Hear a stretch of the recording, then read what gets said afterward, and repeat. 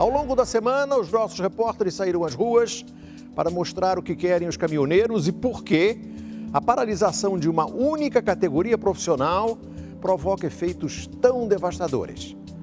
Veja na reportagem da semana. Um país paralisado.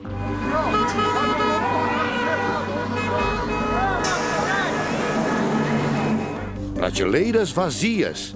Alimentos perecíveis, frutas, legumes, a gente está sem, tá bem pouco, bem escasso. A batata que estava 8 já está 10, o mamão papaya você praticamente não encontra em lugar nenhum. Serviços essenciais em colapso. Acaba a gasolina da viatura, o que a gente faz, hein? E terça já não tem, aí nós vamos ficar sem fazer mundial. De norte a sul do país, os brasileiros sentiram os reflexos da greve dos caminhoneiros. Como vocês podem ver aí, ó, o posto tá vazio aí, nada nas bombas. Aqui no tanque também nada, ó, o ponteiro aí marcando zerado. Eu tô presa no meu trabalho hoje, que eu não consegui ir embora pra minha casa, que eu pego 3 condução. Nós estamos aqui com o nosso carro parado no hotel em Gramado, porque nós não temos combustível. Nós vamos fazer a compra para poder se tocar em casa, porque ninguém sabe quanto tempo isso vai durar. Como explicar o que aconteceu no país esta semana? A realidade por trás das reivindicações dos caminhoneiros. E afinal, por que o Brasil depende tanto das estradas para transportar tudo o que produz? A greve dos caminhoneiros começou na segunda-feira, dia 21 de maio. Caminhões interditaram rodovias em vários estados do país. A maior paralisação de caminhoneiros em quase 2 décadas. Um protesto contra os constantes aumentos de combustíveis. Então a gente está pagando para trabalhar. Então é inadmissível. Nós não temos dinheiro para ficar bancando esses aumentos constantes. Com o passar dos dias, o movimento ganhou força. Se tiver que andar a pé, de bicicleta, eu vou andar. A atitude dos caminhoneiros está aprovada. Na terça-feira, dia 22, 20 estados já tinham as principais rodovias interditadas. A Confederação Nacional dos Transportes falava em 300 mil caminhoneiros parados. Dia 23 de maio, a greve começou a ameaçar o abastecimento nos supermercados. Preocupa que talvez falte alimento? Preocupa, né? Porque a consequência do combustível, da entrega de mercadoria é o reflexo. Então, quer dizer, por enquanto tem. Agora, até quando? O reflexo maior foi nos postos. Com medo da falta de combustível, os brasileiros formaram imensas filas em várias partes do país. No dia seguinte, as bombas secaram. A insegurança tomou conta das ruas. Quinta-feira, fim de tarde. A maioria dos postos por onde nós passamos não tem uma gota sequer de combustível. E os que ainda têm só oferecem um pouquinho de gasolina, aquela mais cara, a gasolina Power. Eu conversei com o gerente, ele não pode gravar a entrevista, e ele disse que mesmo assim o que tem está no final, vai acabar daqui a pouco. E olha a fila aqui, ó. Talvez não tenha o suficiente para atender todos que estão na fila. Vai pôr a gasolina mais cara. 4,80. É só que tem? Só que tem, só aditivada. Você usa o carro para trabalhar? Para trabalhar, corporativo. E aí? E aí eu tenho que abastecer agora, porque senão amanhã eu não trabalho. Aonde tem, a gente tá parando para abastecer. Assustou com o preço? Um pouco, mas eu fiquei mais preocupada em não ter combustível. Então tô feliz em encontrar. A corrida aos postos rendeu flagrantes de violência.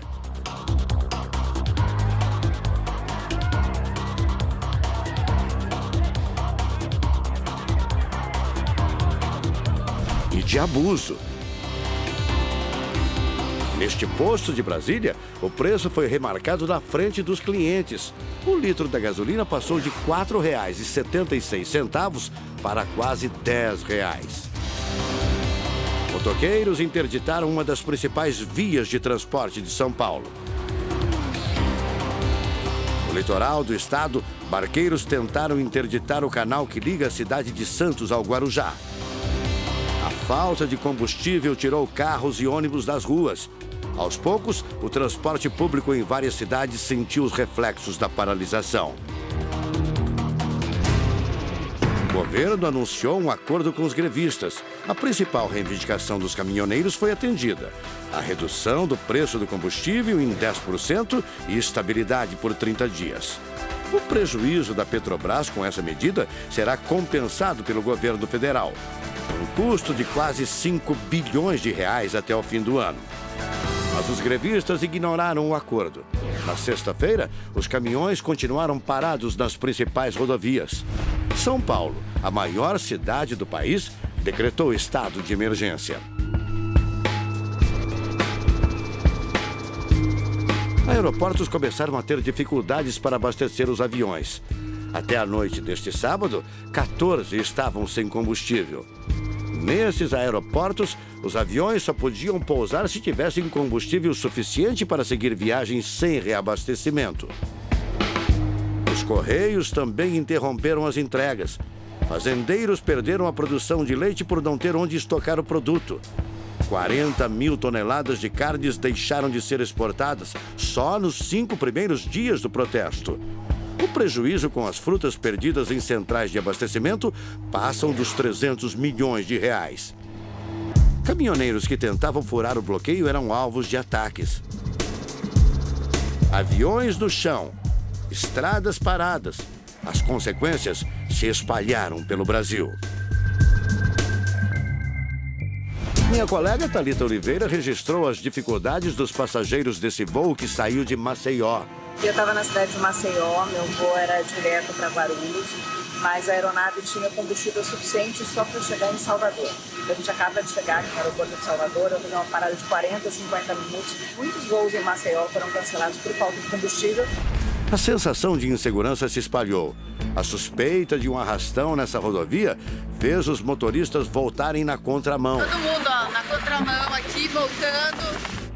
Mas como explicar o que aconteceu?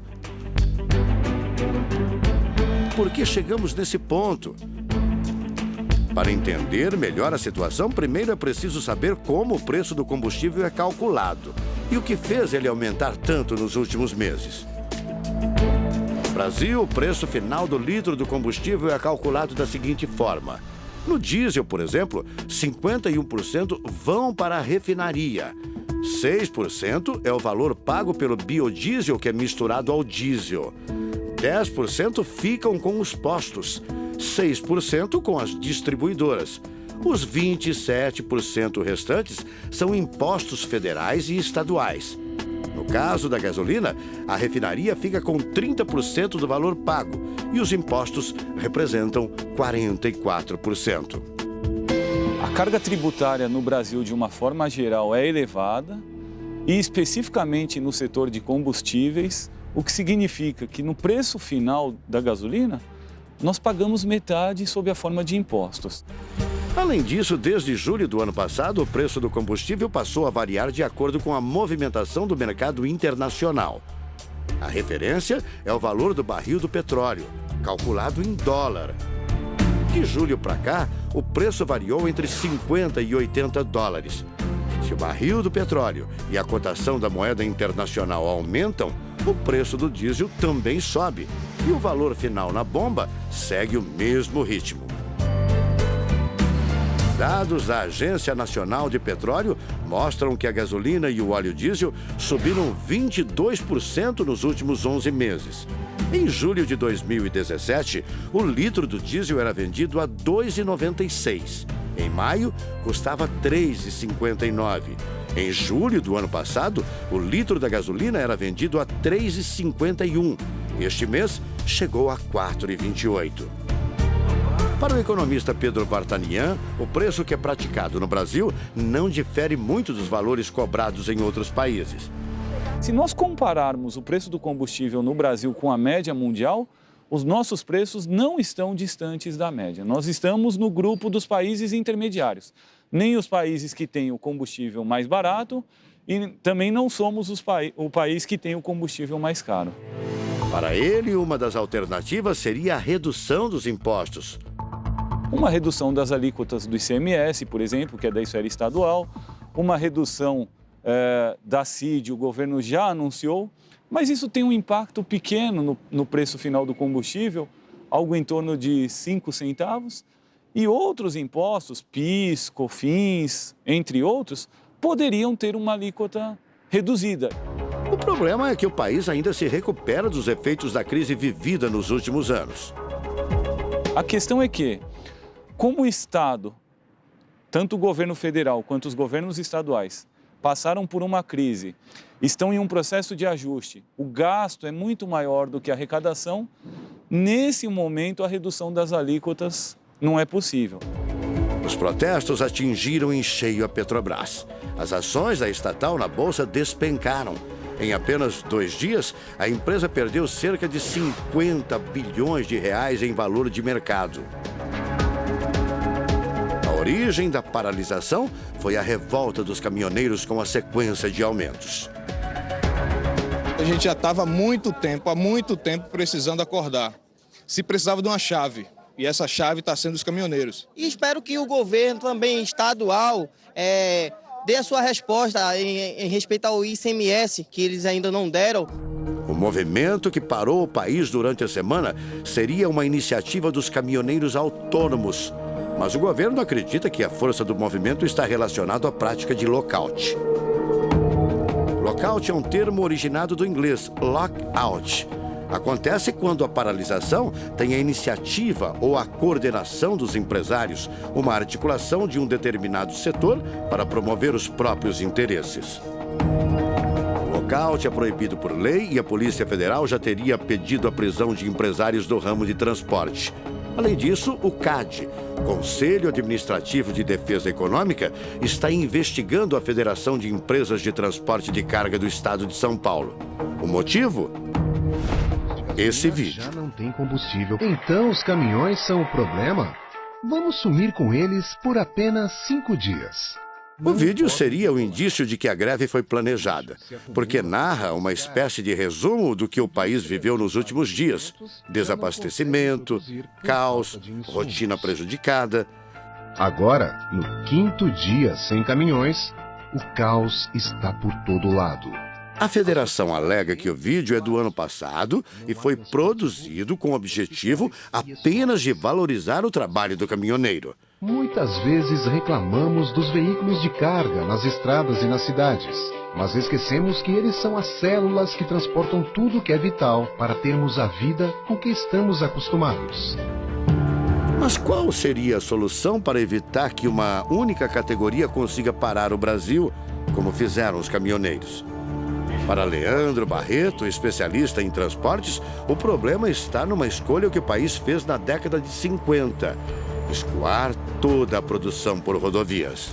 O Juscelino promoveu o modal rodoviário para atrair a indústria automobilística, mas esse movimento não aconteceu só no Brasil, isso aconteceu no mundo inteiro. O que aconteceu foi que, depois de algum tempo, os outros países perceberam a necessidade de investir também em outros modais para fazer essa carga de muito volume, como os grãos, que hoje no Brasil ainda são muito dependentes do caminhão. Em outros países, esse tipo de carga acaba utilizando modais com maior escala, como as barcaças, também as ferrovias. Hoje, segundo a Confederação Nacional dos Transportes, os caminhões transportam 61,1% de tudo que é produzido no Brasil. A gente precisaria de ferrovias, como hoje a gente tem lá no Pará, para tirar o minério lá de Carajás, que vai até São Luís. Esses trechos do interior do Brasil até o porto, esses precisam ser feitos, sim, por ferrovias. Precisariam ser efetivamente construídas ferrovias que estão aí no papel, nas pranchetas há muito tempo. Além disso, o especialista defende o fortalecimento das hidrovias. Uma malha diversificada de transporte seria uma espécie de plano B. Existe espaço para todo mundo e o Brasil ganharia muito com o melhor planejamento aí da nossa matriz, assim como outros países já fizeram. O governo criou um gabinete de crise e assinou o decreto da Lei e da Ordem, que permite que o Estado possa assumir o controle de caminhões para desobstruir as rodovias, e autorizou o uso das Forças Armadas para liberar as estradas. Em São Paulo, a tropa de choque tomou uma das estradas bloqueadas. No começo da noite deste sábado, negociou a liberação da rodovia com os manifestantes. Aos poucos, o trânsito começou a se normalizar. Caminhoneiros que descumprirem essas determinações podem ser multados. As penalidades aplicadas até agora somam mais de R$1.700.000. Também no sábado, militares escoltaram caminhões-tanques de combustíveis que serão usados em serviços essenciais em várias cidades do país. Em meio de tantos transtornos, a população vai dando o seu jeitinho. Em uma padaria de São Paulo, o seu Ari teve que tomar uma atitude para não ficar sem um item essencial no seu cardápio: a couve, que está em falta no mercado. A couve da feijoada a gente cortou hoje para ter a couve à noite para o caldo verde. Escolhas complicadas que devem continuar fazendo parte, pelo menos no começo da semana, da maioria dos brasileiros.